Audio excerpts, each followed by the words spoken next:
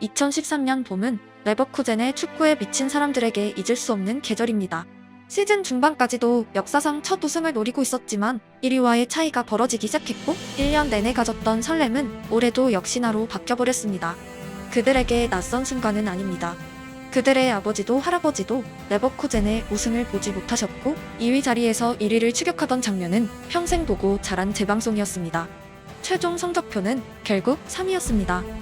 2년 전 2위에 올랐던 레버쿠젠은 챔스 진출이 아니라 오직 분데스리가 우승만을 열망하던 클럽이었고 많은 사람들은 그들이 비교적 짧은 역사 대비 좋은 성적을 거두고 있다고 말했지만 결국 바이언의 존재와 트로피의 부재는 레버쿠젠의 영원한 아킬레스건이었습니다. 그리고 시즌 종료와 동시에 놀라운 소식이 들리기 시작합니다. 도르트문트와 강하게 연결되었던 함부르크의 신예를 레버쿠젠 프론트가 노린다는 소식이었습니다. 레버쿠젠 팬들 입장에서 상당한 뉴스였던 이유는 쟁탈전의 목록은 바이언, 도르트문트, 토트넘, 리버풀, 첼시, 아스널, 인테르라는 추호화 군단이었고 레버쿠젠은 돈을 많이 쓰는 구단이 아니었습니다. 가십이 현실이 되는 데는 오랜 시간이 걸리지 않았습니다. 레버쿠젠은 구단 역사상 처음으로 1,000만 유로를 이적료로 지불하며 고함들을 침몰시키고 영입 전쟁의 최종 승자가 되었습니다. 주인공은 손흥민이었습니다. 레버쿠젠의 이전 이적료 기록은 2002년 작성된 프랑스와 영입의 850만 유로였습니다. 최근에 축구를 보기 시작한 많은 사람들은 어린 손흥민이 어떻게 레버쿠젠에 입단하자마자 7번을 쟁취했는지 궁금하실 수 있지만 그는 평범한 영입 선수가 아니었기 때문입니다. 11년 만에 갱신된 기록적인 금액이자 창단 100년 만에 최초로 쏘아 올린 1,000만이란 엄청난 숫자, 가르키는 바는 분명했습니다. 우승의 염원이었습니다. TMI가 있다면 바로 이전 시즌 손흥민은 함부르크에서 31경기를 선발 출전해 12득점 2도움을 올렸습니다.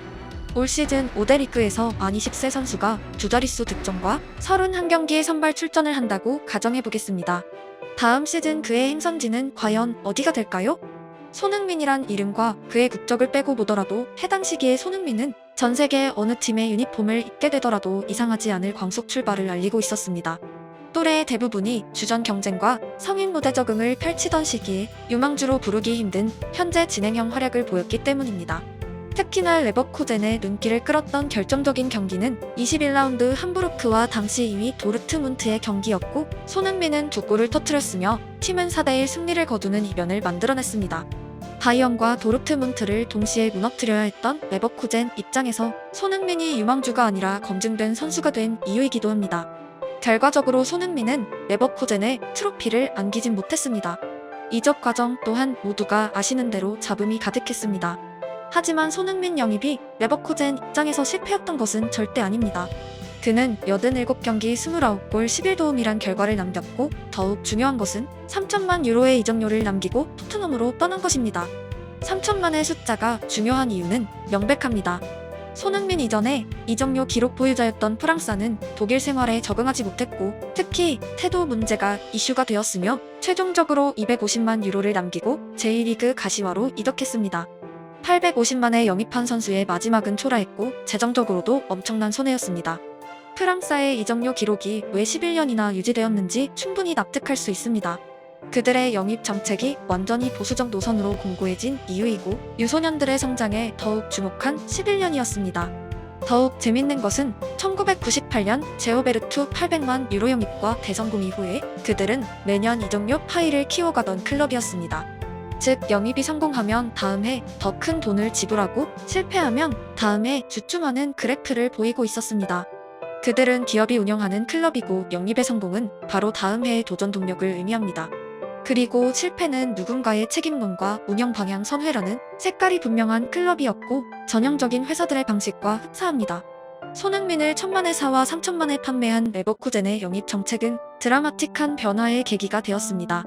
11년 묵은 기록은 손흥민 이후 거침없이 깨지기 시작했고 그가 두 자릿수 득점에 성공하자 이듬해 곧바로 찰야노글루 영입에 1,450만 유로를 투자했으며 그 2년 후엔 케빈 폴란트에게 2천만 유로를 지불했습니다. 그리고 2019년 데미르바이의 이적료는 무려 3,200만 유로였습니다.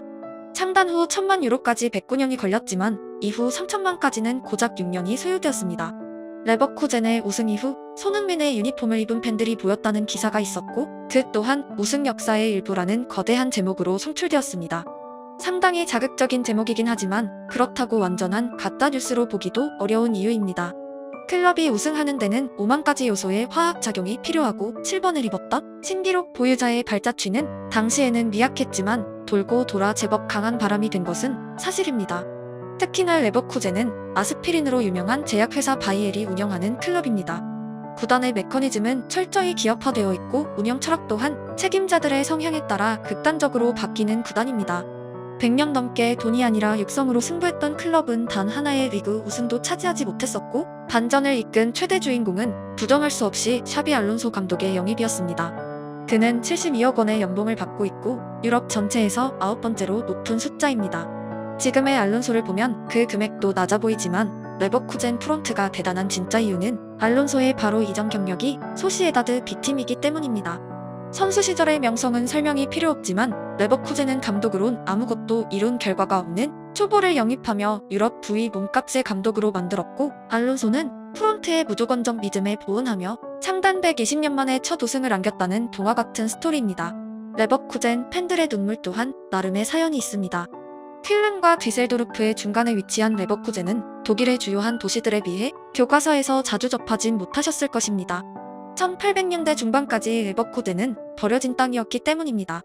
역사와 전통을 자랑하는 도시와 거리가 멀고 그들의 발전은 정확히 제약회사 바이엘사가 레버쿠젠의 자리를 잡은 1891년부터 시작되었습니다. 현재 레버쿠젠 인구 16만 명의 성향을 유추하실 수 있을 것입니다. 그곳은 완전한 기업 도시이고 인구의 8분의 1이 바이엘사에 근무하고 있으며 관계사의 직원을 합치면 3분의 1이 사실상 바이엘 사람입니다. 역사가 짧은 도시에서 나와 가족, 기업, 그리고 축구까지 완전히 일체되어 있습니다.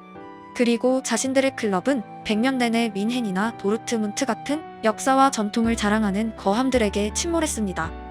바이엘은 축구뿐 아니라 55개 스포츠 클럽을 직간접적으로 운영하고 있고 레버쿠젠 제국을 건설했으며 축구의 우승은 그들 역사에서 가장 높은 금자탑이 되었습니다. 일체된 사람들이 거리로 쏟아져 나와 울고 웃는 장면들, 평생 기억하는 시즌 마지막에 침몰 대신에 우승 이후에도 무패라는 목표를 부르짖는 사람들, 민헨의 몰락을 현실 세계에서 목격했으며 그 주인공이 자신이란 자부심에 젖은 사람들, 그 모든 장면에는 무려 120년의 시간이 걸렸습니다. 수많은 선수들이 오고 가고 감독이 바뀌고 운영 정책이 달라지는 와중에도 유일한 소망은 분데스리가 우승이었고 아버지와 할아버지가 꿈꿨던 장면은 비로소 나의 세대에서 이뤄졌습니다. 축구의 우승에는 수많은 사연이 담기고 때론 이전 세대의 추억과 어린 시절 나를 데리고 경기장을 방문하던 아버지의 염원까지 남기도 합니다. 유럽 최고의 인기 스포츠가 축구인 이유입니다. 이 종목에는 공놀이라는 단어로 치부할 수 없는 엄청난 이야기들과 시간이 켜켜이 쌓여있기 때문입니다. 세계 어딘가에서 진정한 행복을 만끽하는 모든 사람들을 축하하고 그 행복을 위해 평생을 노력하고 살아가는 모든 사람들 또한 축하합니다. 꿈꾸는 당신은 꿈이 없는 누군가보다 이미 위대한 삶의 한가운데에 있습니다.